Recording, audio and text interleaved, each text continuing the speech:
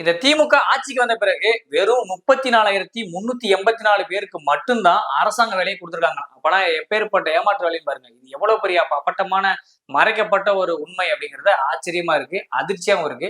அப்ப இத்தனை லட்சம் பேருக்கு வேலை, அத்தனை லட்சம் பேருக்கு வேலை அப்படிங்கிறதுலாம் எங்க போச்சு அப்படிங்கிற ஒரு மிகப்பெரிய ஒரு கேள்வி இருக்கு. திமுக ஆட்சிக்கு வந்ததுக்கு அப்புறம் அரசு பணியிடங்களை நிரப்புறது இல்ல, அப்படியே நிரப்பினாலும் அந்த அரசு பணியுடைய வேலைகள்லாம் எப்படி இருக்கு பாத்தீங்கன்னா ஒப்பந்த அடிப்படையிலும் குத்தகை அடிப்படையில் இருக்கக்கூடியது அந்த பணி நிரப்பப்படும்.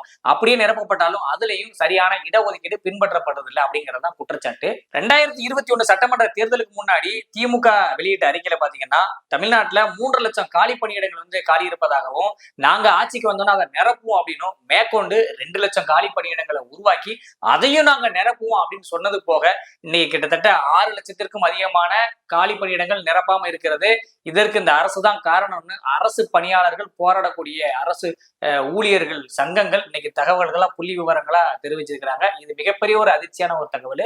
தமிழ்நாடு அரசு பணியாளர் தேர்வாணையம், சீருடை பணியாளர்கள் தேர்வாணையம், மருத்துவ தேர்தல் ஆணையம், ஆசிரியர் தேர்வு வாரியம் இவையெல்லாம் சேர்த்து ஒட்டுமொத்தமா 34,384 பேருக்கு மட்டும்தான் இந்த தமிழ்நாடு அரசு இந்த ஆட்சியில அவங்க 4 ஆண்டு ஆட்சியில வேலையை கொடுத்திருக்காங்க. மத்த எல்லாருமே என்னன்னா போராடிட்டு இருக்காங்க. மத்த நிரப்பப்பட்ட பணிகள்லாம் என்ன அப்படின்னு பாத்தீங்கன்னா குத்தகை அடிப்படையிலையும் ஒப்பந்த அடிப்படையிலும் தான் அது நிரப்பப்பட்டிருக்கு. அதுவும் நிரந்தர வேலை கிடையாது. அதுக்கும் மக்கள் ஒரு பக்கம் போராடிட்டு இருக்காங்க. உங்களுக்கே தெரியும், தூய்மை பணியாளர்கள் ஒரு பக்கம் பணி நிரந்தரம் கேட்டு பல்வேறு அம்ச கோரிக்கைகளை வலியுறுத்தி போராடிட்டு இருக்காங்க. செவிலியர்கள் ஒரு பக்கம் பணி நிரந்தரம் கேட்டு போராடிட்டு இருக்காங்க. கிட்டத்தட்ட ஆசிரியர்கள், ஜாக்டோஜியோ, போக்டோஜியோ எல்லா பேருமே போராடிட்டு தான் இருக்காங்க. அப்ப இந்த 4 ஆண்டுகள்ல இன்னைக்கு மு.க. ஸ்டாலின் அவர்கள் செஞ்சது என்ன அப்படிங்கிறத மிகப்பெரிய ஒரு கேள்வியை, அந்த கேள்வியை நான் கேட்கல, பாமக தலைவர் அன்புமணி ராமதாஸ் அவர்கள் இந்த கேள்வியை எழுப்பி இருக்கிறாரு.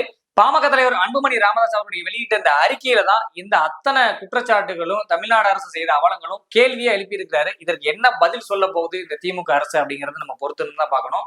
இந்த கேள்விகளுக்கு உண்மையிலேயே பதில் கூறுமா, அல்லது இந்த பதிலை ஏற்றுக்கொண்டு இது அடுத்த தேர்தல் வாக்குறுதிகளை இது இடம்பெறுமா மீண்டும் அப்படிங்கறத நம்ம பொறுத்து இருந்து பார்க்கலாம். அது மட்டும் இல்ல, பாமக தலைவர் அன்புமணி ராமதாஸ் அவருடைய அறிக்கையில குறிப்பா என்ன சொல்லியிருக்கிறாருன்னா, வார்த்தைக்கு வார்த்தை சமூக நீதி, இளைஞர் நலன், சமூக நீதினு போராடுற பெருமை பீத்திக்கிற இந்த திமுக அரசு இப்பயாவது காலியா உள்ள 6.50 லட்சம் காலி பணியிடங்களை தமிழ்நாட்டுல இந்த திமுக அரசு நிரப்பி அந்த இளைஞர்களுடைய வாழ்வாதாரத்தை காக்குமா, அதற்குரிய நடவடிக்கை எடுக்குமா அப்படிங்கிற கேள்வியவும் அவர் எழுப்பியிருக்கிறாரு.